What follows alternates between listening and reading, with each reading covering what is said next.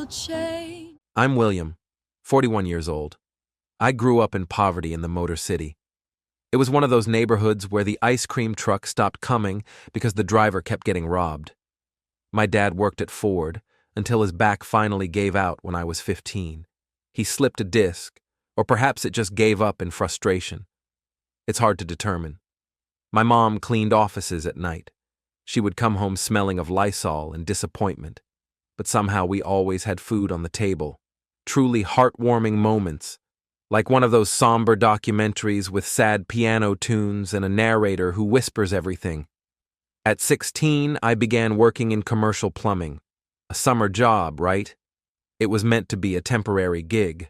But by the end of the first week, I discovered I enjoyed it. It was honest labor. Messy, noisy, backbreaking, and cursing-inducing labor. But honest nonetheless. And unlike people, toilets don't deceive you. By the age of 22, I obtained my master plumber's license. And by 25, I was naive enough to believe I could manage a business. I borrowed $5,000 from my dad's retirement savings, the same savings he probably intended for a new lazy boy and some cheap bourbon. But he had faith in me, or at least believed I'd repay him before he needed dentures. I launched my own commercial plumbing and HVAC firm. Have you ever tried explaining HVAC systems to someone at a gathering? Don't. It empties the room quicker than a fart in a sauna. Then came Eliana, at a trade show in 2001.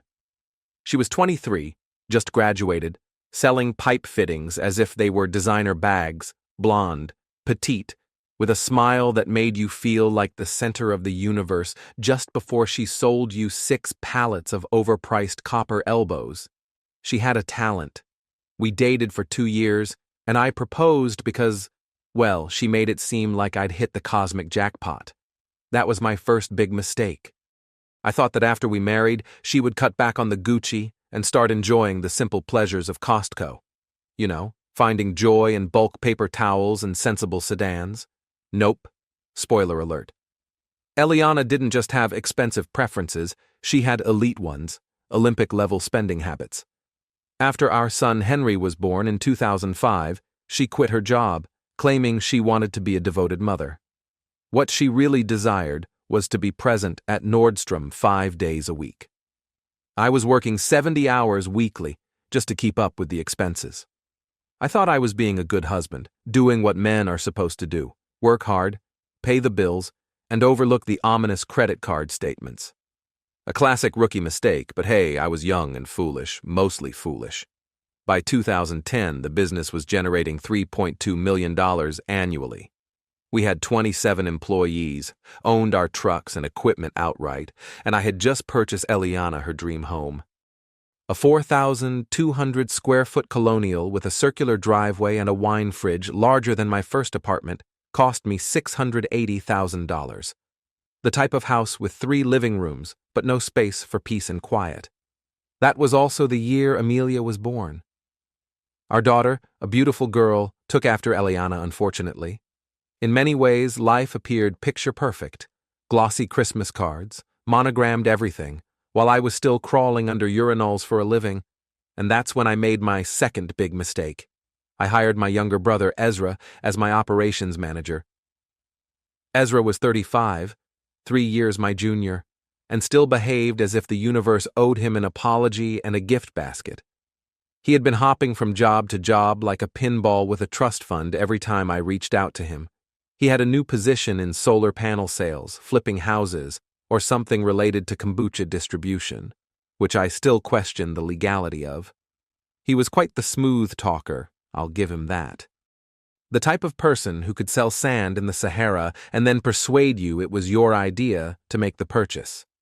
And every time he lost a job, it was never his fault. Not a single time. He was let go from a sales position because, and I quote, "My manager felt threatened by how well I connected with clients." Translation: he forgot to show up for half of his shifts and likely took long lunches that overlapped with happy hour. Then there was the stint at the construction company. That one ended because they didn't value my innovative suggestions. I asked what those suggestions were, He claimed he proposed eliminating lunch breaks to boost productivity and ended up in a fist fight with a foreman over it. Truly visionary ideas, but I felt compassion for him. I genuinely did. Growing up, our parents always compared him to me. I was the dependable one, the success story, the golden child, which in our household essentially meant I could unclog toilets and manage a checkbook. Mom would often hit him with comments like, "Why can't you be more like your brother William?" Or my personal favorite, "William never gave us this kind of trouble." Subtle, Mom, a real boost to his confidence. So I thought that if I offered Ezra a genuine chance, a real opportunity to demonstrate his worth, he might finally stop living like a cautionary tale from an after-school special. Maybe all he needed was someone to have faith in him. And like a fool, I chose to be that person. Oh, the irony. It should have been a warning sign parade, but I was too busy shining my halo to see it. I brought him on as our operations manager, thinking I was being generous, even noble, imagining I'd be the one to help change his life for the better. What I actually did was give a fox the keys to the henhouse and hoped for the best. To be fair, Ezra excelled with clients. That part was truthful. He could charm the pants off a nun and have her laughing by dessert. He had a knack for making people feel as if they'd been lifelong friends after just 5 minutes and a lukewarm handshake. Prospective clients adored him. Repeat clients also loved him, likely because they never saw the invoices. But when it came to actual work, the guy disappeared more often than my socks after laundry day. Every time I turned around, he was missing. Where's Ezra? Oh, developing leads. Where's Ezra? Maintaining client relationships. Where's Ezra? Probably at home watching Shark Tank and calling it market research. I managed the technical aspects, all of it. The pipes, the boilers, the crews, the 3 a.m. emergency calls about a burst main under some upscale sushi restaurant. Meanwhile, Ezra was out networking, which in his terms meant sipping overpriced coffee and hoping to run into someone who still answered his calls. His wife, Chloe, a sweet woman, quiet and diligent, the type of person who, if life were just, would be married to a stable accountant who remembered anniversaries and didn't use crypto crash as an excuse for why the electric bill was overdue. They had 2 small children, adorable little ones with Ezra's dimples and hopefully none of his work ethic. I told myself I was making the right choice, that I was assisting family, that I was providing Ezra with something he had never experienced before. Stability. For 8 years, I bore the burden of that business like a plumber's version of Atlas, while Ezra paraded around as if he had single-handedly created the HVAC industry. Sure, he landed some deals. I'll admit he deserves credit, but I was the one doing the heavy lifting, managing the teams, resolving every issue, both literal and figurative.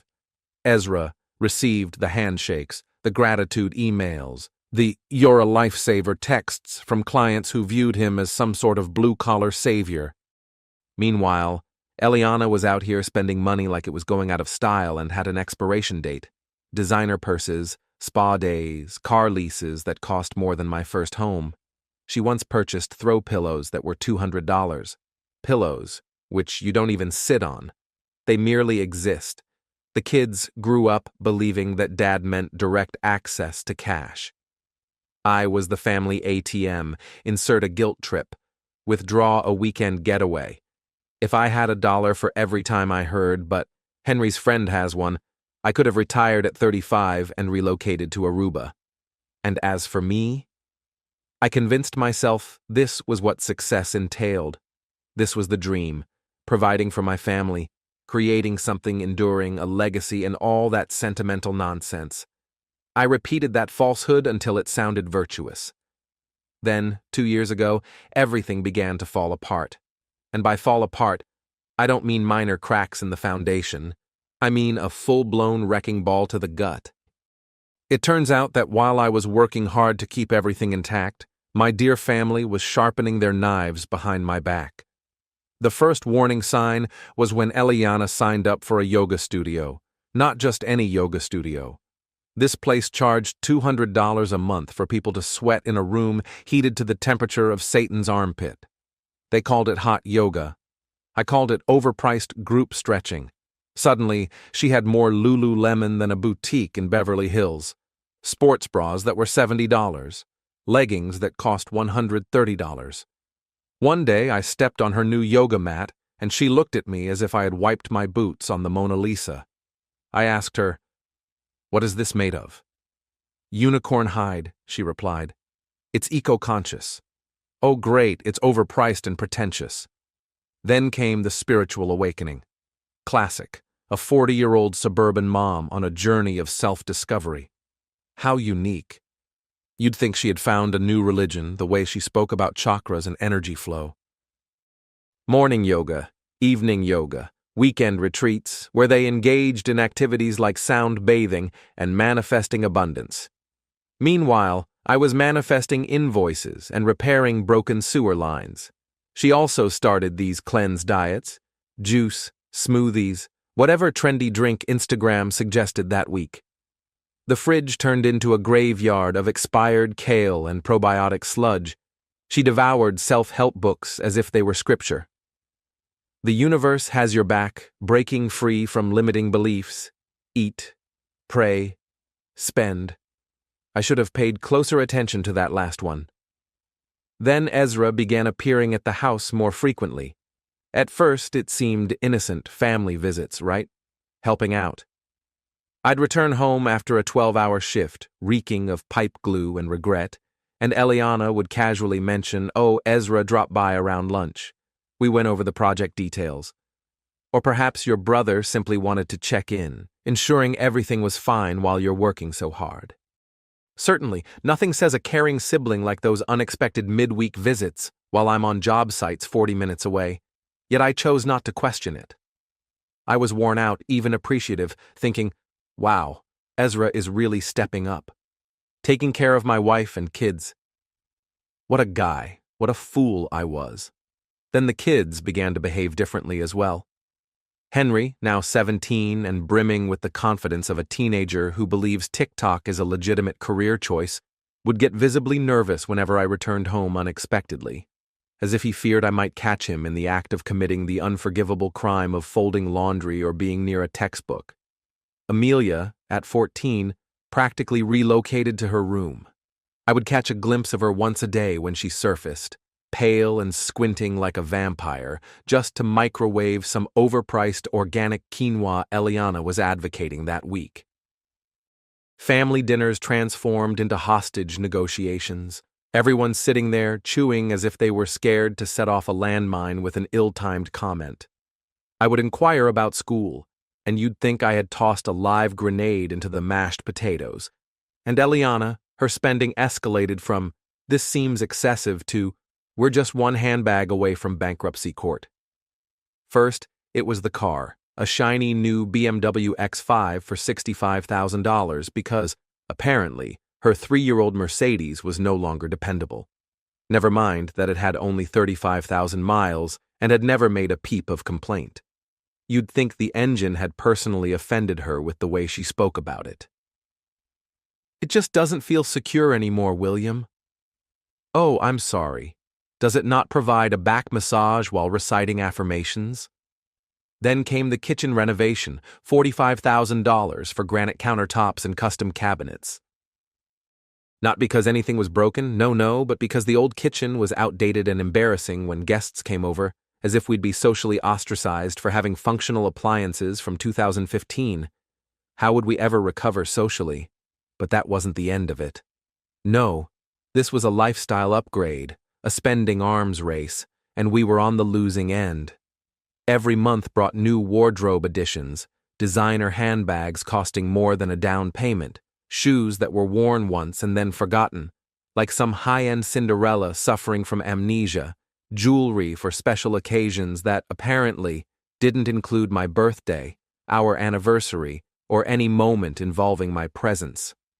Spa weekends with her sister morphed into spa weeks at luxury resorts with names that sounded like villains from a Bond film. The Elysian Whisper Azure Tranquility, the Detox Sanctum, Whatever that last one was, it detoxed me of several $1,000s. And the credit card statements.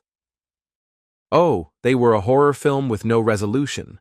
9 grand 1 month at Nordstrom, 12 the next, scattered across Saks, Neiman Marcus, and boutiques I didn't even know existed. There was a $1,200 charge from a place called Maison de Soleil. I looked it up. They sell decorative incense and crystalline-infused moisturizer. I asked her if we were planning to summon a spirit or just hydrate one. So naturally, I inquired about the bills. Just asked, not yelled, not blamed. Just, hey, Eliana, what's up with this $900 handbag? And do we really need Himalayan salt lamps in every room? That's when she would explode like a nuclear bomb made of yoga mats and resentment. I gave up my career for this family, William. I could have achieved so much if I hadn't sacrificed everything to raise your children and support your dreams. Her professional journey, by the way, began with an entry-level sales position at a plumbing supply firm. She spoke of it as if she had relinquished the CEO position at Microsoft. Honestly, if I received $1 for every time she claimed she deserved nice things, I could have purchased her an entirely new BMW and driven it off a cliff for the symbolism. All my friends enjoy nice things, William. Why shouldn't I? And I would respond that we also need money. I don't know, Liv, but that just made me seem controlling and frugal. Which is ironic, coming from someone who once spent $400 on yoga pants because they were ethically dyed. What does that even imply? Did monks bless them while chanting over recycled water?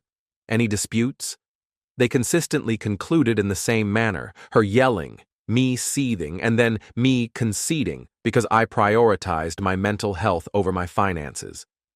Then Ezra began to behave differently as well, more laid back, excessively relaxed, like someone who just discovered his student loans were a clerical mistake. He would make offhand remarks like, "Man, you're putting in too much effort. And have you ever considered enjoying life more, Will?" Absolutely, because nothing says relaxation like draining funds to support your wife's enlightenment and your brother's vanishing act. Maybe you should take a break, he suggested one day while reclining in my office chair, sipping my coffee as if he owned the place. Let me relieve you of some responsibilities. Oh, right. That's exactly what I need, Ezra managing more tasks. Because if there's one thing he's renowned for, it's his reliability and meticulousness. Next, he'd be proposing that I hand him my wallet and simply trust the process. His wife, Chloe, bless her heart, started appearing noticeably uneasy at family events, like someone held captive by a dinner napkin. I attributed it to sister-in-law drama. You know, the typical strain when your brother-in-law is married to a woman who could teach a master class in high-maintenance living. Nothing to worry about. Meanwhile, back at home, closeness with Eliana vanished quicker than a puddle in Phoenix. She attributed it to stress, hormones, fatigue, the moon, Mercury in retrograde, you name it. Every reason except, I just don't like you anymore. Yet, she looked amazing. Working out 6 days a week, whipping up daily smoothies from chia seeds and unicorn tears, getting facials, exfoliating as if her skin were going to be evaluated by NASA, purchasing outfits that practically screamed, "Please notice me," from across a parking lot. Form-fitting dresses, new heels, perfume that exuded ambition and betrayal. And me? I was too preoccupied playing the world's most delusional game of denial. I thought if I simply worked harder, expanded the business, we'd turn a corner. Perhaps money would resolve what years of communication, therapy, and common sense could not. Classic move, right? When uncertain, double down on the hustle. So I expanded, added an electrical division, acquired 3 shiny new service trucks that cost more than my first house, hired 8 new technicians. We achieved $3.8 million in revenue in 2022. I should have been celebrating, but all I sensed was this growing distance, as if my family was drifting away on a boat while I stood on the dock, waving like a fool. It felt almost as if they were plotting something behind my back. 3 months ago, Amelia requested to borrow my iPad for a school assignment. A completely normal request. She claimed hers was charging. Fine, no issue. I went to her room to retrieve it from her desk and accidentally knocked over a pile of textbooks. Out comes an old Android device, tucked between pre-calculus for dummies and a nearly empty bag of Takis. It certainly didn't resemble hers. Honestly, it didn't resemble anything we had. Now I understand that curiosity is said to be the downfall of cats, but satisfaction brings them back, and this cat had inquiries. The phone wasn't even secured, just lying there wide open as if it wished to be discovered. A digital confessional. I accessed the messages and swiftly understood this wasn't Amelia's phone. It belonged to Eliana. Evidently she required a burner phone, just in case the FBI showed up or she needed to arrange a betrayal with extra toppings. Messages. Countless messages. Between her and Ezra, not merely about yoga, family updates, or the Moore Project. No, this was the type of information that makes your stomach drop and your mind enter denial mode just to keep your legs moving. They weren't merely having an affair. They were orchestrating my total ruin. 2 years, that's how far back the messages between Eliana and Ezra reached. 2 entire years of deceit, betrayal, and digital Shakespearean treachery, all neatly compiled in little text bubbles like a warped Hallmark collection. They didn't even attempt to conceal it. No aliases, no clever euphemisms, just candid, detailed discussions about how I was the one hindering them. Apparently, I'm the anchor that keeps their ship of happiness anchored in despair. Ezra stated they deserved to be together, and Eliana, bless her faithful heart, concurred, adding that once I was gone, they could finally live freely. Like Bonnie and Clyde. If Bonnie had a yoga obsession and Clyde had a man crush, they mocked me, of course, repeatedly. Eliana called me that obstinate plumber in several messages, claiming I was too oblivious to notice what was unfolding right before me. And my personal favorite, too dull to keep any woman interested for the long haul. Wow. Thanks, Eliana. Nothing like perusing your wife's dissertation on why you're a human sleeping pill to cap off your afternoon. Ezra labeled me the money machine, not my brother. Not a business partner, just a resource, like a bank with plumbing abilities. Good for financing the lifestyle, he wrote, but not clever enough to see he's being exploited. Nice to know my hard work funded someone's Lululemon obsession and emotional betrayal. One thread really hit me hard. Christmas Eve. Last year, I left the house at 7 p.m. to respond to an emergency call. A pipe had burst at a nursing home. Without my help, the heat would have failed, and a dozen elderly individuals might have spent Christmas morning frozen in their beds like TV dinners. I was crawling under a building in sub-zero temperatures, elbows deep in moldy insulation and despair, thinking, this is what it means to be a good man. Meanwhile, Ezra and Eliana were messaging each other about how pathetic I was for prioritizing work over family. Eliana, he's literally out there fixing someone's pipes on Christmas Eve, Ezra texted, followed by a laughing emoji. And she responded, she actually said, he deserves to be alone. No woman wants to be second to plumbing emergencies. Well, isn't that just delightful? You're out there saving lives one wrench turn at a time, and back home your wife is roasting you like a turkey, with your brother as the sous chef. But it only got worse. Naturally it did, because if betrayal were an Olympic event, these two would be competing for gold. Photos, images I can never erase from my mind. Eliana was wearing lingerie I had never encountered before, which made me realize that Victoria's secret truly was a secret. Ezra was lounging in my office after hours, resembling a second-rate Bond villain, and then both of them were in my bed. The bed I purchased after countless hours of hard work, strained muscles and bloodied hands, and there it was, obvious as day. Ezra was shirtless, his feet propped up on my nightstand, as if he owned the place.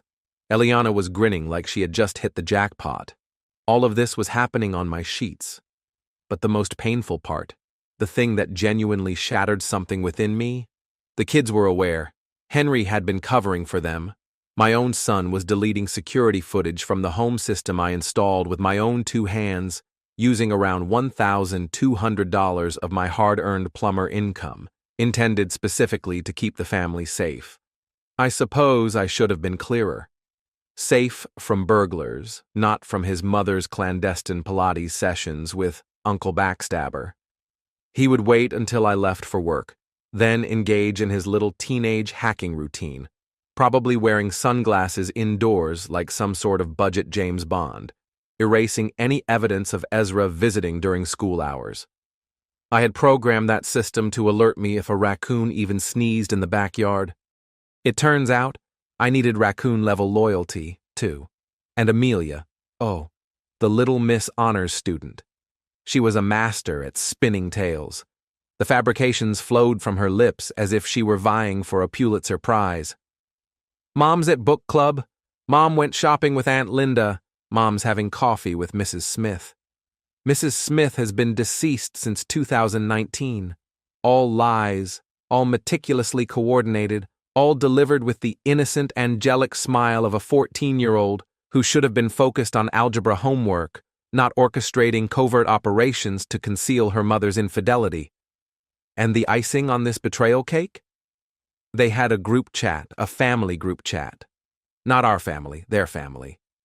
Eliana, Ezra, Henry, and Amelia, complete with code names. I was labeled the boss, while Ezra was Uncle D, which I assume stands for Ducicino. Their meetings, study sessions, my business trips, golden opportunities, my late nights on job sites and in freezing crawl spaces, free passes. They even included timestamps like some kind of betrayal manual. When I called to inform them I'd be late, Henry would ask, "Is the coast clear?" And sweet Amelia would respond, "All clear." B is working late again. B. I suppose Dad was too intimate for a betrayal memo. I scrolled through the messages with trembling hands, feeling as though I had stepped into a soap opera penned by the devil. The things my kids said hurt more than anything Eliana or Ezra had written.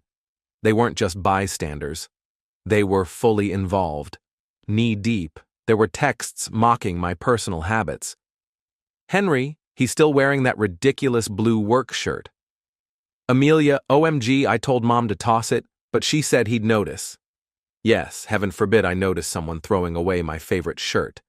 The one I bled into while rewiring the Garza kitchen and nearly electrocuted myself twice. And don't even get me started on the ridicule regarding family time. I would suggest weekend trips, normal family bonding, and they reacted as if I had just asked them to clean toilets with a toothbrush. One particular thread made my stomach turn. Father's Day last year. There I was, grilling burgers in the backyard like some blissfully unaware sitcom dad, flipping patties with a smile, thinking, wow, we really are making memories, while in the group chat. Amelia, how long does this thing last? Henry, I don't know, probably until 6. I can't wait for this to be over. Ezra, hang in there, kids. Normalcy will return soon. Eliana, just keep smiling and nodding. I'll get the potato salad ready. Back to the usual routine. Isn't that just so touching? Nothing embodies family values like counting down the minutes until you can return to your deceitful ways. I felt such pride that day, standing by the grill, spatula in hand, thinking, wow, look at this. A tight-knit family enjoying a sunny Father's Day. Burgers cooking, kids giggling, wife pretending she still appreciated the way I breathe. What a lovely, steaming pile of theatrical nonsense. Once the smoke settled, both literally and figuratively, I found myself in Amelia's room. Door locked, heart heavy, screenshotting my way through the complete chaos that had overtaken my life. 2 hours of digital excavation, sifting through betrayal as if I were Indiana Jones with internet access. Group chats, private messages, shared calendars, even Venmo transactions labeled for tutoring and study snacks. I almost admired their commitment, almost. They weren't just having an affair, they were conducting board meetings. I uncovered bank account details, not mine, of course, but theirs. Joint accounts I never knew existed. Ezra and Eliana strategizing how to shuffle money around so I wouldn't catch on. There was even a spreadsheet, color-coded, and all. Who says infidelity can't be organized? And then the pièce de résistance, their timeline for removing me from the picture. It was like perusing a project plan from hell. Phase 1. Isolate William. Phase 2. Undermine his self-esteem. Phase 3. Push for exhaustion. Phase 4. Clean house, both literally and financially. All very corporate. I half expected an attached PowerPoint presentation. The last message I screenshotted from Eliana to Ezra was time-stamped 3 days prior. Cookie is starting to question the expenses. We need to be more cautious. Perhaps it's time to make our move. She referred to me as Cookie, and there it was. We need to discuss or I feel guilty. Just time to make our move, like I was a chess piece. They were tired of playing around, knights and queens bored with the plumber pawn. They weren't merely planning to end our marriage. They were orchestrating a downfall, financially, emotionally, reputationally. Make me lose everything I had built with these calloused hands and long hours, then swoop in and take the remnants. I think the only thing missing was a dramatic musical score. When I finally rose, my hands weren't trembling. I wasn't weeping. No racing heart, just a quiet, icy tranquility. Everything clicked into place now, like finally grasping the twist ending of a movie I had been watching in the dark. I returned the phone precisely where I found it, with the same care I used to tighten a valve beneath a sink, precision and silence. Then I made my way downstairs, and there they were, the entire cast of my personal soap opera. Eliana glanced up from her kale and quinoa with that familiar smile. "Hey babe, how was work today?" Ezra was sipping my soda as if he owned the whole fridge. A client today thought he could negotiate plumbing rates. "Can you believe that?" He chuckled. "They think plumbing's a breeze."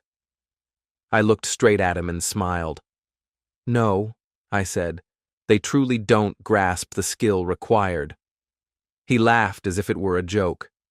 I wasn't joking. Henry asked if I could assist with college applications this weekend. "Sure, buddy. Let's get you into a fantastic school so you can learn new ways to betray people." Amelia needed funds for a school ski trip. "Certainly, princess.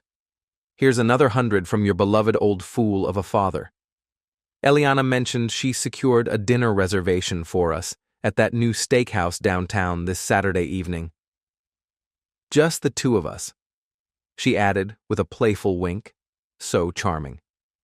I nodded, smiled, and made all the arrangements I knew I would ultimately ignore.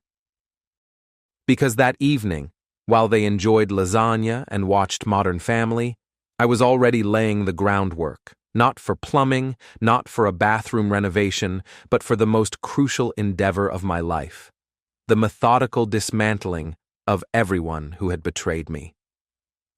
Step 1. Gathering intelligence. No theatrical confrontations, no shattered dishes, no shouting matches in the driveway. I needed to be clever, discreet, and systematic. Over the coming month, I recorded everything, using my work phone to capture the burner phone's contents whenever I could access it.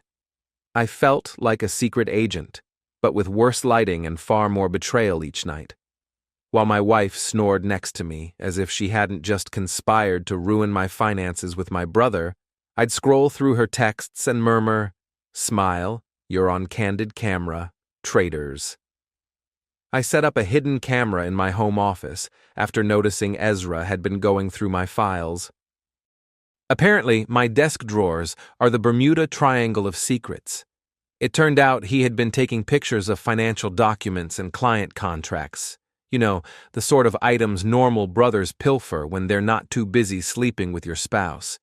I created a detailed timeline of their affair using credit card statements and security footage they overlooked, because despite thinking they were criminal masterminds, they couldn't track every camera I had installed. The footage was especially incriminating. Ezra's car in my driveway during work hours, as if he were delivering Girl Scout cookies. Him entering through the back door, always the back door, as if that made it less obvious. And Eliana welcoming him in outfits that must have been from the infidelity chic section of a catalog I never subscribed to. Outfits she would inevitably change out of before I returned home, much like a magician performing the saddest disappearing act imaginable. Eliana made it easy. Her arrogance was astounding, almost Oscar-worthy. She reserved hotel rooms on our joint credit card, claiming they were for girls' weekends. Yeah, apparently girls now meant Ezra and only Ezra, and the weekend lasted a mere 4 hours. The charges were always for single occupancy, always conveniently timed with Ezra's mysterious personal days. I suppose love means never having to justify your PTO. She purchased lingerie and charged it to our account. Lingerie I never saw her wear, not even once. I guess she was saving the nice stuff for her book club. She even bought Ezra pricey gifts and categorized them as family presents on the credit card statements. Because nothing screams togetherness like a surprise Rolex for your wife's lover, funded by her husband. One particularly offensive purchase, a $300 silk tie she bought him for Boss's Day. Yeah, Boss's Day, apparently. I was paying to celebrate my brother becoming the boss of my business, my home, and surprise my bedroom. It's as if they were hosting a betrayal-themed gift exchange, and I was the unwitting sponsor. And all this time, I was still preparing lunches and fixing leaks like the world's most oblivious fool. The woman who once called me a financial genius for building a multi-million-dollar enterprise somehow believed I couldn't grasp basic math. I mean, honestly, Eliana, I can calculate cost projections in my sleep. But you believed I would overlook $1,200 in hotel expenses categorized as spa with Carla? When Carla relocated to Texas 2 years back, Ezra wasn't exactly discreet either.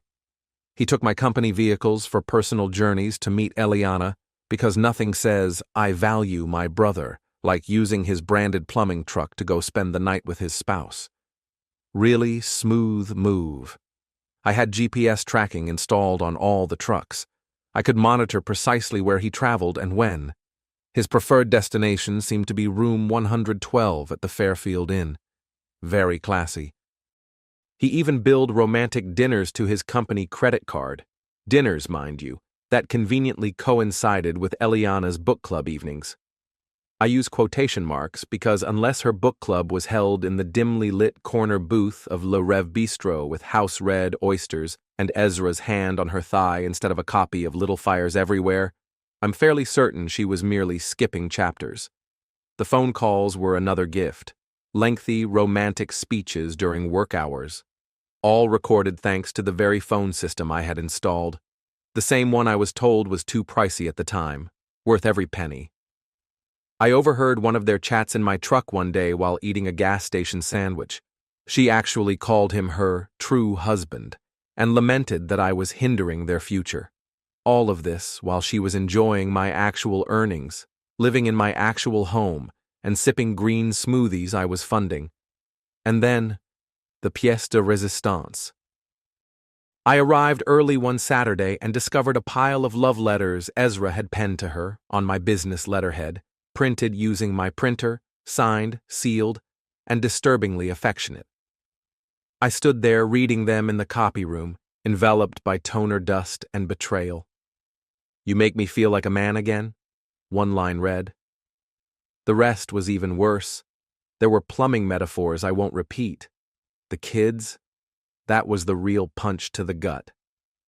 Henry had been consistently deleting segments of our home security footage, probably thinking he was the little tech genius of the year. Unfortunately for him, he didn't realize I had set up cloud backups after he accidentally wiped footage the first time. There's something unsettling about watching your teenage son assist your wife in covering her tracks so she can sneak around with your brother. It just feels different. Amelia wasn't far behind in the betrayal race. The girl had been reposting old Instagram pictures, time-stamped with falsehoods. Why night with the girls? Self-care? Besties.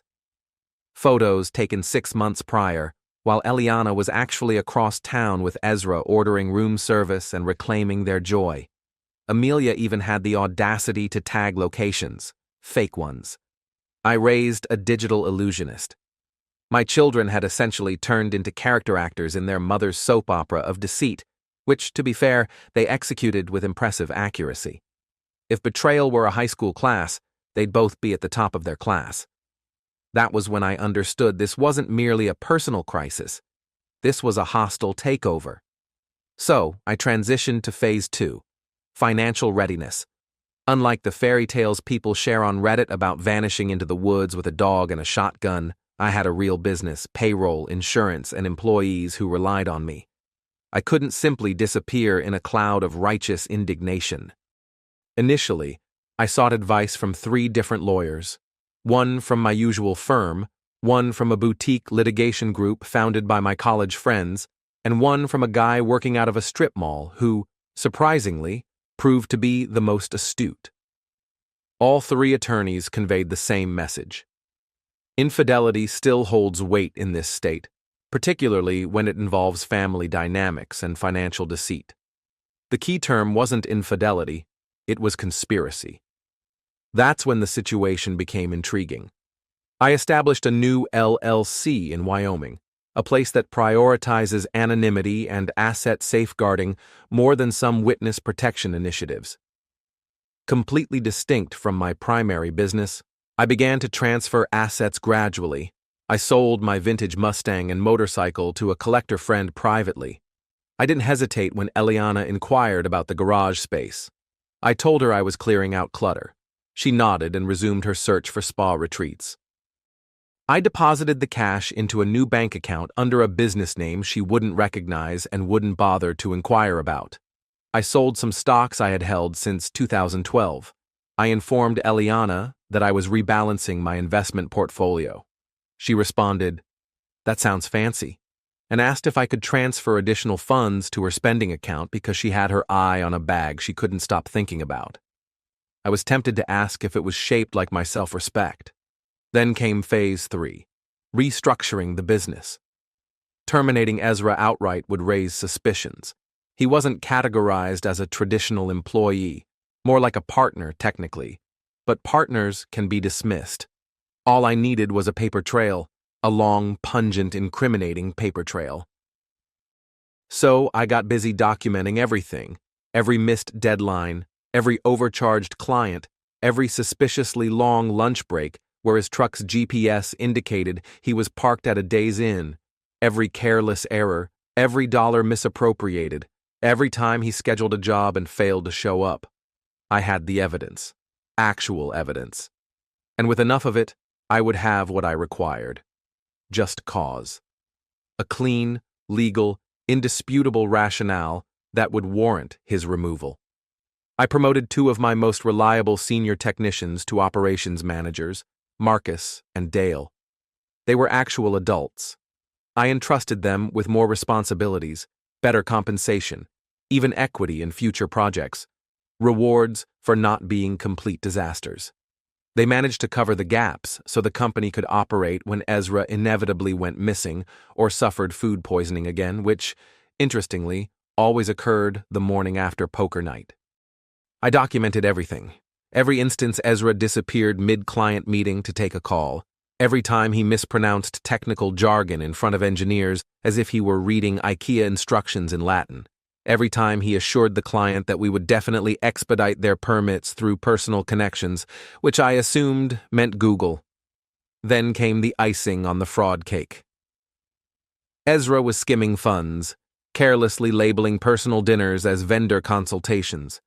He charged car repairs for his Tesla, which he claims is a company vehicle because he once drove a client to lunch in it. He even billed a weekend getaway to Napa as a staff retreat. I let it slide, gathered the receipts, and smiled through clenched teeth while he toasted to family business. Step 4. Act as if everything is normal while my wife and brother practiced betrayal like it was an Olympic event. 2 months. 2 long months of forcing smiles through dinners where Eliana would rave about her yoga glow, while suspiciously smelling like Ezra's cologne. She would come home with her hair looking as if she had fought a raccoon and lost. Pickies, jewelry, handbags, perfume. "Oh, it's from my sister," she would say. It seems her sister has a side gig as a luxury goods supplier and has access to Ezra's AMEX. Then the peak of entitled absurdity arrived. During one dinner, featuring dry chicken and her third glass of wine, she mentioned it nonchalantly, as if she were placing a food order. "I believe we should consider a kitchen makeover, something modern. Quartz countertops, smart appliances, perhaps open shelving." I nodded in agreement. "What's the budget?" "Just around 90,000, she replied, using the same casual tone as if asking for the salt. 90,000? I echoed. "Are the cabinets crafted by blind monks?" She rolled her eyes in response. "Successful individuals invest in their residences." Right, just like all those Forbes articles I've read about millionaires who succeeded by purchasing imported tile backsplashes. Just when I thought I couldn't take any more, she added, "We ought to explore a vacation property in Colorado. Megan and Tyler just acquired one in Aspen." I said yes, since nothing screams financial prudence like buying real estate in a state we visit once every 3 years. She gave me that look. "You know the one." Successful individuals own multiple properties, William. Exactly. Successful individuals like Ezra, with his phony reimbursements and Costco wine selections. When I proposed we should be more prudent with our expenditures, a radical notion, I know, rather than spending like we're competing for the title of most irresponsible couple, she erupted. Full soap opera style, wine glass in hand, with an indignant chin tilt, dramatic lighting thanks to the pricey pendant lights I never wanted. "I didn't marry you to live as if we're poor." Ah yes, the wedding vows must have stated, "in wealth, in even greater wealth, until death by credit card bill do us part."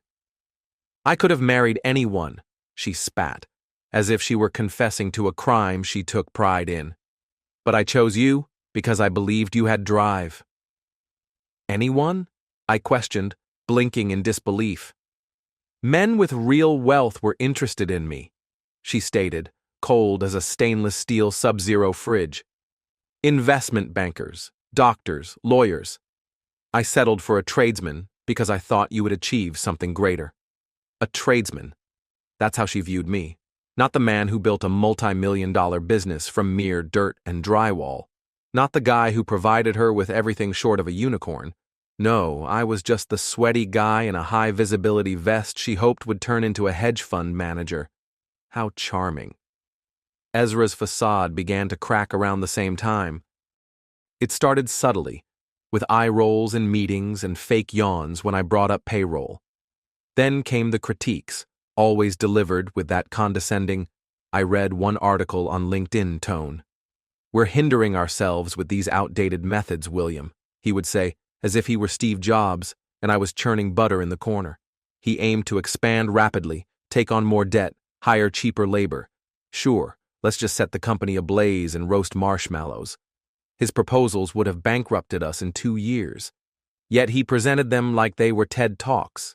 Even worse, he began to act as if he owned half the damn company. "William, I need you to oversee the Miller site personally. I have meetings all afternoon, meetings with Eliana." "William, can you stay late and wrap up the inventory? I promised Chloe I'd be home for dinner." Dinner with Chloe was really dinner with Eliana, a romantic, Camelot deception. I knew this because I started tracking him with the company vehicle's GPS system, which, by the way, was initially intended for logistics and fuel efficiency, not to expose the world's least discreet affair. Meanwhile, Henry suddenly became extremely enthusiastic about college planning. "Dad, I need your help to co-sign on some student loans. The annual tuition at the state university is $28,000. What he was unaware of was that I had already found out he was accepted to 3 different colleges, but was seeking advice from Ezra about which one to select. because nothing embodies career advice like guidance from someone who once mistook QuickBooks for a dating service. Then Amelia appeared. "Daddy?" she said with wide eyes and a sugary tone. "Mom mentioned you've been anxious about finances. Perhaps you should consider retiring early and let Uncle Ezra take over the business." Ah, yes. At just 14, she was urging her father to relinquish his life's work as if it were a group project she wished to avoid. I almost expected her to hand me a gold watch and a cupcake as I left. The breaking point occurred 6 weeks ago. I returned home early from a job site due to actual equipment issues, not the kind like Ezra's conveniently vanishing morals, and noticed Ezra's car in my driveway. Not concealed, not parked out of sight down the street like someone with a working conscience. Nope, right there in my driveway, as if he had every right to be there. I sat in my truck for a full 10 minutes, like a man contemplating whether to enter a haunted house or just torch it for the insurance payout. I cranked up Springsteen, checked my emails, and responded to a client with the kind of dry professionalism I had honed over the years. Apologies for the delay. "We will finalize the quote by Friday," while casually pondering if I should hire a private investigator or simply start burying bodies in the yard. Eventually, I stepped out, slow and deliberate like a man approaching a duel. With the front door wide open, of course. Why establish boundaries when betrayal is simmering in your kitchen? There he was. Ezra, fully dressed, as smug as ever, sitting at my kitchen table sipping from one of my favorite mugs. Eliana was across from him in a silk robe at 3 p.m. on a Tuesday. Her hair was damp from a recent shower, freshly pampered, no doubt, with the $300 night cream she once insisted would pay for itself and boost her confidence. Amelia was at the breakfast bar either doing homework or pretending to, most likely solving for X in an equation titled "How to Emotionally Bankrupt Dad in 5 Simple Steps." "Hey, bro," Ezra said, as if it were just another Tuesday poker night. "Just stop by to check on Eliana and the kids. You know how Chloe gets worried when I'm working late." Eliana, bless her dedication to the act, looked up and smiled like June Cleaver on Xanax. "Honey, you're home early. Is everything all right?" The level of gaslighting was truly Olympic. Honestly, they weren't even attempting to hide it. No scrambling, no fake panic, no, "oh no, my towel slipped" moment. Just self-satisfied coffee, sipping, and assured eye contact, as if this were their home, and I was the visitor. "Just some equipment issues," I replied, commas in a coma. "Nothing serious." Ezra stood up, patted his jeans, probably checking if his conscience was still absent. "Well, I should be on my way," he said, nodding as if we were old business associates rather than adversaries. "Thanks for the coffee, Eliana, and don't worry about our discussion. Everything will turn out fine." "Oh, I'm sure it will." He embraced me, hugged me, like Judas at a family barbecue. I caught a glimpse of his wedding ring, tucked into his front pocket as if even it couldn't bear the weight of the hypocrisy. Eliana's lipstick was smudged in that distinctive way that suggested she had sprinted down a hallway after a secret encounter. Amelia glanced up at me and offered a sweet smile. "How was your day at work, Daddy?" It was splendid, simply splendid. That evening, while they all peacefully slumbered under my roof, likely envisioning trust funds and inheritance details, I reached my final conclusion. They weren't merely deceiving me, they were ridiculing me, challenging me to see, grinning at me while wielding knives behind their backs. It was time to demonstrate how mistaken they were.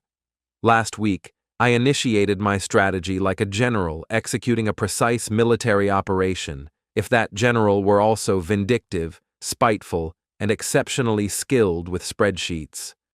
The advantage of managing a tech company is that everything must be impeccably timed and accurately carried out.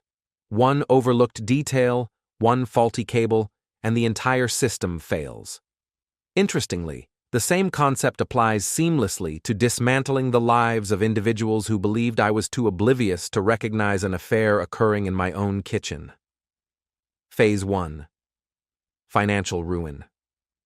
I had spent months playing the long game, discreetly transferring funds from our joint accounts into separate legally safeguarded entities, LLCs, trusts, whatever acronym would leave Eliana and the IRS equally baffled.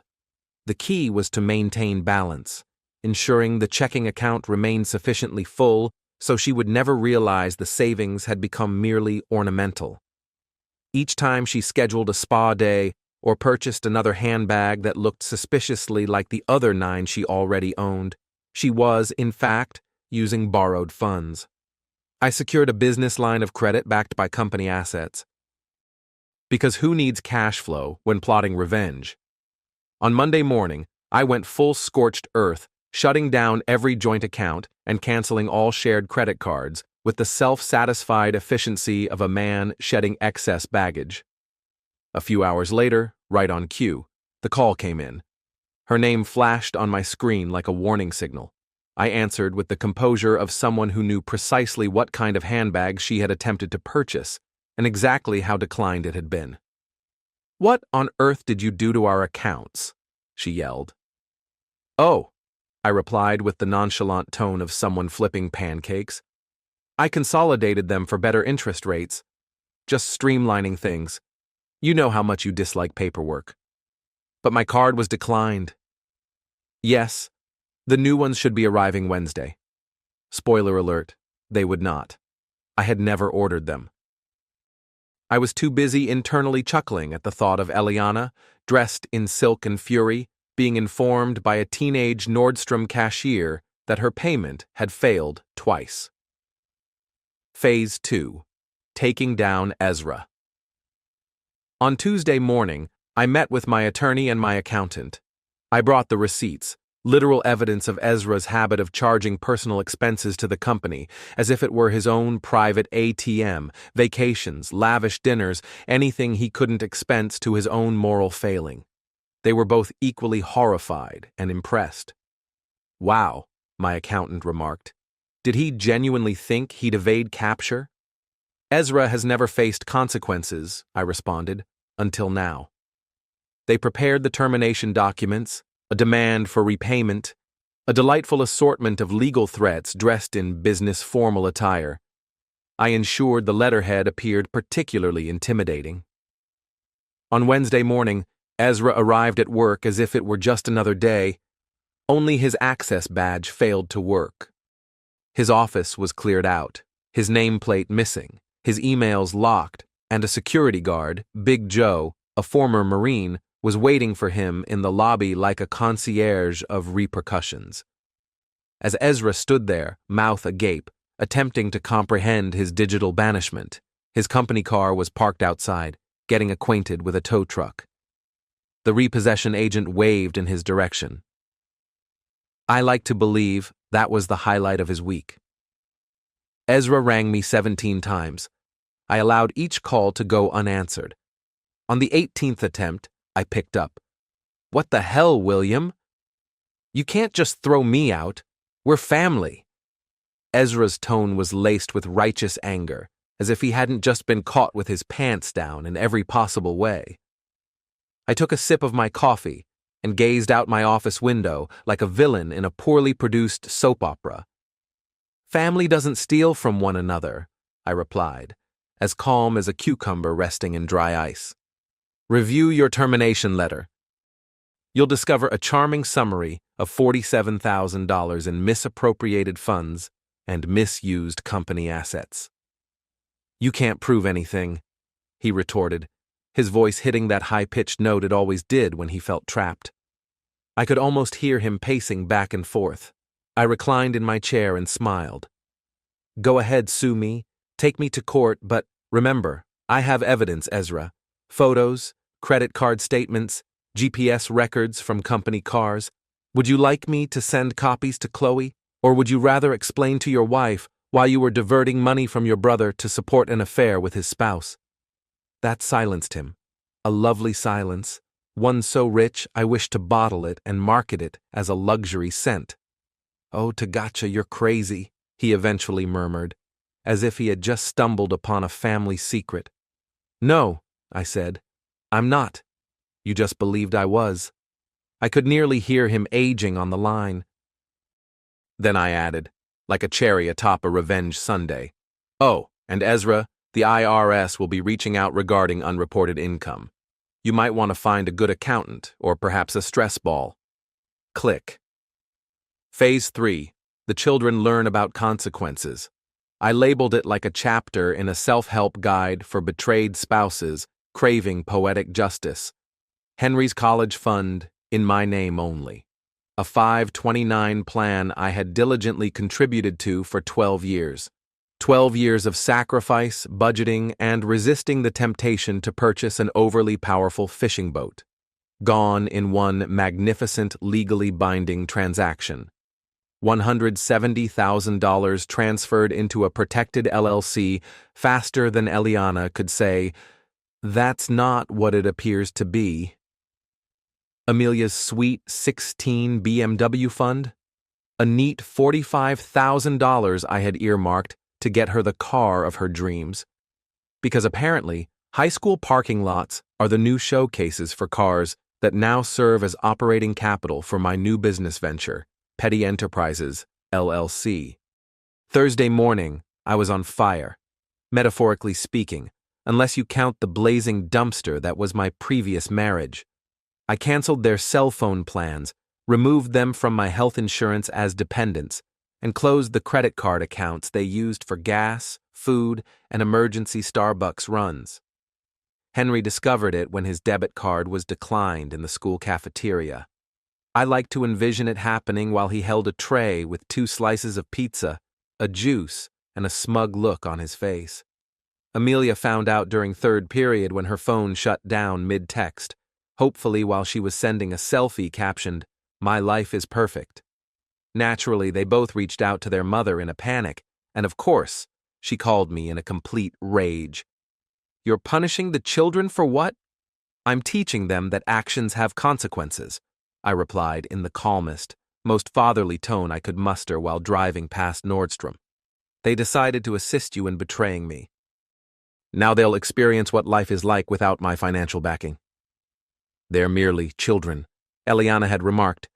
"Henry is 17, old enough to erase security footage and deceive his father without hesitation. Amelia is 14, capable of creating false alibis like a miniature mob attorney. If they're mature enough to engage in wrongdoing, they're mature enough to confront justice. I didn't establish the rules. I merely upheld them with the quiet precision of a man who feels betrayed and is finished being everyone's cash machine." Eliana ended the call abruptly. A typical move. She's always had a flair for the dramatic. I'm surprised she didn't add a violin performance, or at least smash something fragile. An hour later, I received a text from Henry. "Dad, please call me. I need to explain." "Sure, kid. I'll just fit you in between being betrayed and facing the repercussions." I didn't return the call. Phase 4. Eliana's wake-up call. Friday morning was breathtaking. I woke up early, brewed my coffee in silence, without the blender running for one of her $14 smoothies that promised inner peace, and left for work like any other day. I left Eliana sleeping soundly in our bed. You know, the one where she'd been getting her exercise with my brother while I was out earning the money that funded her expensive yoga pants and collagen smoothies. At 10 a.m., just as Eliana was deep into her warrior pose at class, the moving company arrived. A fantastic team, courteous, punctual, and completely unfazed by my detailed instructions. They took everything that was legally mine. My personal items, all the furniture I had purchased before our marriage, tools, electronics, clothes, everything was gone. They even took the custom gaming chairs and sports gear I had given to the kids. All of it, because I financed it, and that makes it mine. By noon, the house resembled a place that had been ransacked by someone with taste and legal receipts. Eliana returned home to an empty house. Vacant rooms, the echoes of her poor choices reverberating off the bare walls. On the kitchen counter lay a single note. Divorce papers will be delivered on Monday. Do not contact me directly. All communication through lawyers only. She called me repeatedly. My phone lit up like Times Square on New Year's Eve. I let it ring. By then, I was already 200 miles away, driving towards something that resembled dignity and possibly tranquility. That was 3 months ago. I'm composing this final chapter from my cabin in Montana, where I've been doing specialized HVAC installations for upscale mountain homes. The work is demanding, the pay is outstanding, and the only drama I face now is whether the elk will block the driveway again. My attorney managed the divorce proceedings. With the evidence I had compiled, it was essentially uncontested. Court was a cathartic experience. They say divorce court is meant to be sorrowful and soul-crushing, but for me, it was more beneficial than therapy. Less expensive, too. Well, if you exclude the legal fees and the fact that I had to sit across from Eliana pretending she was the sufferer, even as her lawyer attempted to argue that my emotional detachment drove her to have a multi-year affair with my brother, right? Because obviously, the natural response to feeling neglected is to cheat on a bed financed by your spouse. But I was ready. I wasn't there to plead, negotiate, or bargain. I arrived with a binder, one of those hefty, daunting black ones, the type that clearly indicates I have documentation. And I'm ready to make you weep in front of a judge. Emails, call logs, hotel invoices, images. One notably poetic screenshot of a text from Eliana to Ezra stated, "He's at work again." I despise how responsible he is. The judge blinked twice at that remark. I allowed her attorney to stumble through the typical nonsense, character references, vague insinuations about my coldness, and some overly dramatic sighing about how the marriage had been lacking. When it was my moment, I presented the judge with the binder and declared, "This is all of it. Comprehensive evidence of the affair, financial deceit, emotional manipulation, and my personal favorite, coordination with an underage accomplice thanks to our children. There's even a section marked lies shared during yoga class." Eliana appeared to be attempting to astral project out of the courtroom. Her attorney attempted to object. I smiled. "No problem, Your Honor. I've already sent digital copies to both legal representatives." Ezra didn't even attend the hearing. His attorney cited anxiety and ongoing legal matters. I presume that's legal jargon for hiding in a Motel 6, hoping the FBI doesn't show up. But his family received the complete package too, including a few cousins who once labeled me dull. It turns out dull husbands make frightening prosecutors. The most satisfying part? The court had no choice but to acknowledge the facts. It wasn't a shouting contest. It wasn't a he said, she said scenario. It was a systematic, surgical dismantling of the fabrications they had constructed their fantasy upon, and when the judge made the ruling, it felt almost anticlimactic. Because by that point, Eliana had already lost everything that was important to her: the advantage, the empathy, the pretense. She wasn't leaving this marriage. She was being pulled out with the receipts attached. Additionally, I took the initiative to send all the evidence I had compiled to every single family member, friend, neighbor, her colleagues, and anyone who had ever joined us for a Christmas celebration. Eliana received exactly what she was entitled to according to state law. Nothing extra, nothing less. Just as she had always contributed to our marriage. The house was sold to settle the enormous pile of debt she had accumulated, as if it were a competitive activity. Remember, I had replaced our savings with borrowed funds, the magic trick of the decade. She believed she was constructing a future.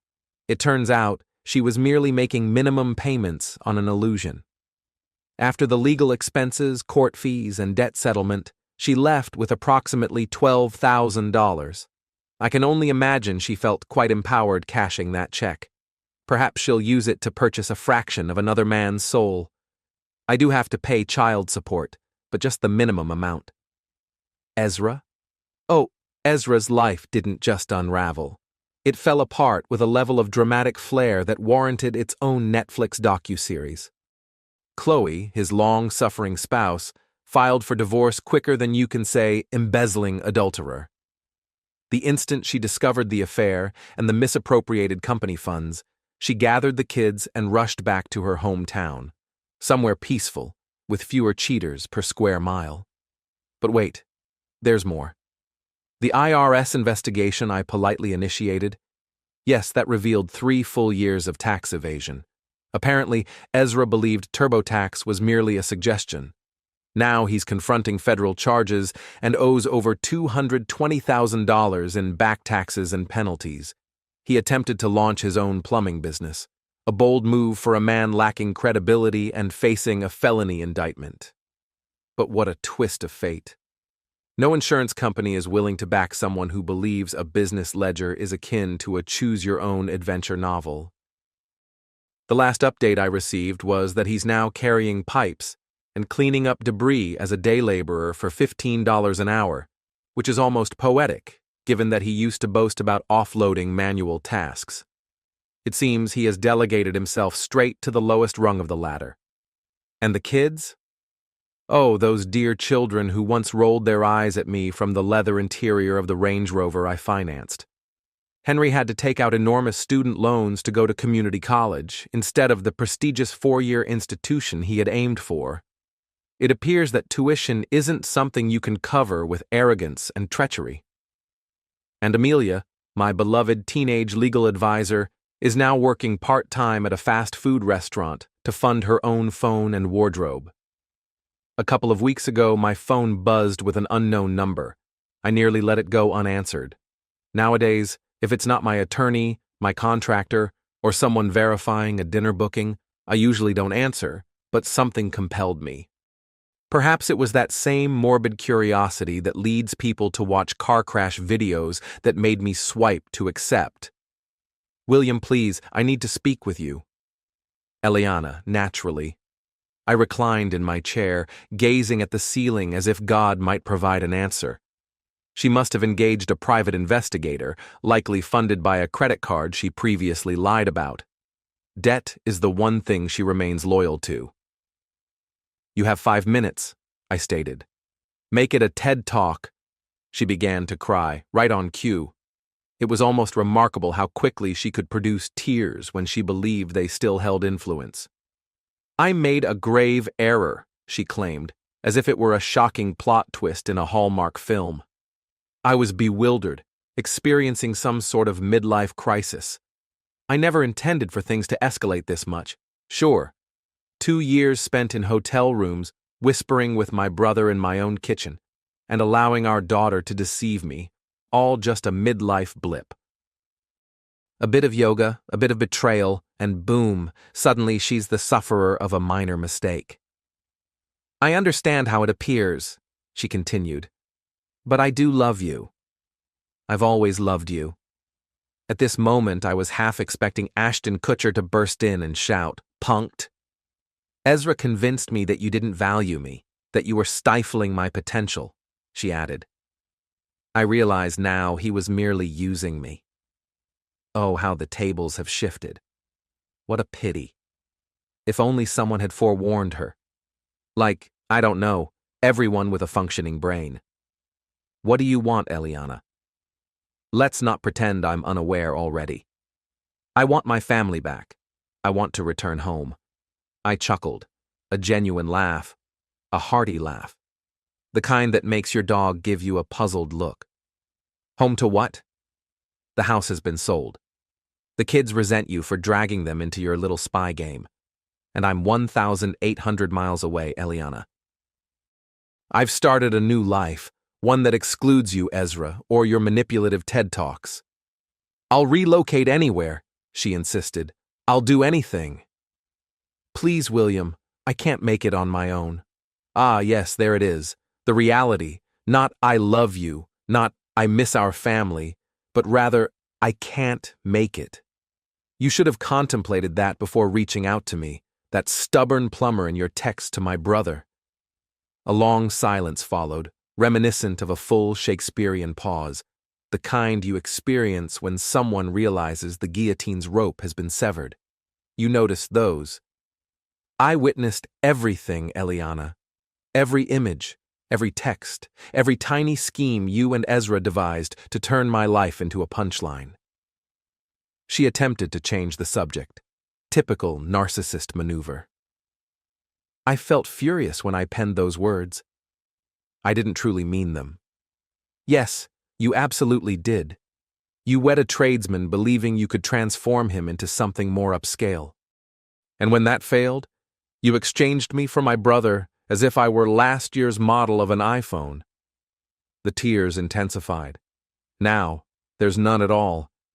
I pictured her gripping her phone as if it were a lifeline in a Target break room. What about the children? They require their father. The kids have made their choice. For 2 years they deceived me to support you. Henry's matured. He can handle this. Amelia, she'll understand what integrity means even if it's the tough way. William, please, her voice cracked. I'm employed at Target now. I can hardly cover rent. My friends have turned away from me. My own family sees me as repulsive. I have nothing left. I grinned. Not from cruelty, but because justice rarely unfolds so neatly. Good, I replied. Now you comprehend how I felt when I uncovered that my wife and my brother had spent 2 years conspiring to ruin everything I had built. 2 days later, my phone rang once more. An unknown number at first. I thought it might be a telemarketer attempting to sell me an extended warranty for a car I no longer own. Honestly, that would have been a better option. Dad, the voice broke through. I didn't respond immediately. I just sighed as if I had aged 2 decades in mere seconds. It's Henry. Mom mentioned she spoke with you. Ah, the wayward son returns. I reclined in my chair and gazed at the ceiling. Proceed, I said flatly. I know you despise us, but we're in a tight spot. Yep, you're correct. I do loathe you, Henry. A long silence followed. I envisioned him staring at the phone, perhaps clutching his chest in feigned heartbreak. I realize I messed up, he finally admitted. I know I shouldn't have assisted Mom in hiding things from you, but I was frightened. She said if you found out, you'd divorce her and we'd lose everything. So you aided her in plotting to ruin me first, I replied dryly. Solid plan. Really reinforces that my choice to leave you was justified. That wasn't right. I didn't grasp what was truly happening. I thought I was shielding the family by erasing security footage and lying to you for 2 years. I laughed bitterly. You didn't protect the family, Henry. You helped crush it with a dump truck and then tried to pin the blame on me for the tire tracks. I was just a kid. Screw you, kid. You were old enough to commit offenses, Henry. You were old enough to look me in the eye and deceive me. You were old enough to assist your mother and my brother in ruining me. Don't underestimate yourself. Adulthood arrived early for you. He sounded frantic now. Dad, I can't afford college. The loans aren't sufficient. Amelia's struggling in school because she has to work. Mom can barely manage rent. Sounds like you have an issue, I said, taking a sip of coffee and savoring the taste of karma with a hint of hazelnut. We're your family. No, you were my family. Now you're just an irritating phone call. My family wouldn't have spent 2 years scheming against me. My family wouldn't have called me foolish behind my back. My family would never have assisted someone in stealing from me. His voice cracked. What do you expect us to do? Plead. Have I ever called you asking for anything? Nope. It's you who desires something. You can't offer me anything, kid. So quit wasting both your time and mine. It would be wiser for you to get a second job to manage that college loan. There was a brief silence. Then the indignant teenage fury emerged. Fine, he retorted, but don't think we'll ever forgive you for leaving us behind. I smirked, sharp and icy. As I mentioned, kid, you can't give me anything, I responded, and ended the call. Yesterday, Amelia took a different tactic, a handwritten letter no less sent through my attorney. I had to commend her for that. Clever. If she had dedicated half as much effort to ethics as she did to getting around my contact blocks, She might have made it into the National Honor Society. 2 pages, neatly penned, blue ink. She probably sat at a kitchen table somewhere with her "Please Feel Sorry for Me" playlist on repeat, gripping a glitter pen as if it were a lifeline. Apologies, regrets, please, the entire tragic performance. She claimed she was just 12 when it all began, didn't grasp what was happening, thought she was making her mom happier.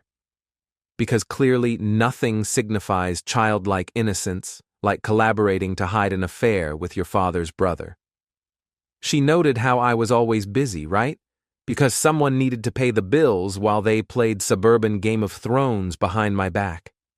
She wondered if I could assist them in finding jobs, perhaps write them a reference, help them get back on their feet. I read that letter 3 times. First to confirm its authenticity, second to admire the boldness, and a third time just for amusement. Then I folded it neatly, walked it to the fireplace, and watched it ignite. Quite dramatic. A 10 out of 10 experience. It felt like I was in a Shakespearean revenge drama. If Shakespeare had been cheated on by a spouse, betrayed by 2 children, and robbed by his own brother. Eliana didn't just sleep with Ezra. No, she chose to do it in our bed, in our home. She transformed my sanctuary into a stage for her little performance. She made me a fool in my own narrative. And the kids? They weren't merely spectators. They weren't confused toddlers with jam on their faces. They actively participated, willingly. They lied to me directly, looked me in the eye, and smiled while helping to orchestrate my disgrace. And why? Because they believed I would never discover the truth. That I was too occupied, too trusting, what was the term Henry used once? Yes, naive. They thought I was too foolish to figure it out, too eager for love, too attached to ever leave. They were mistaken on every count. Dear listeners, please share your opinions in the comments section below, and don't forget to like, share, and subscribe.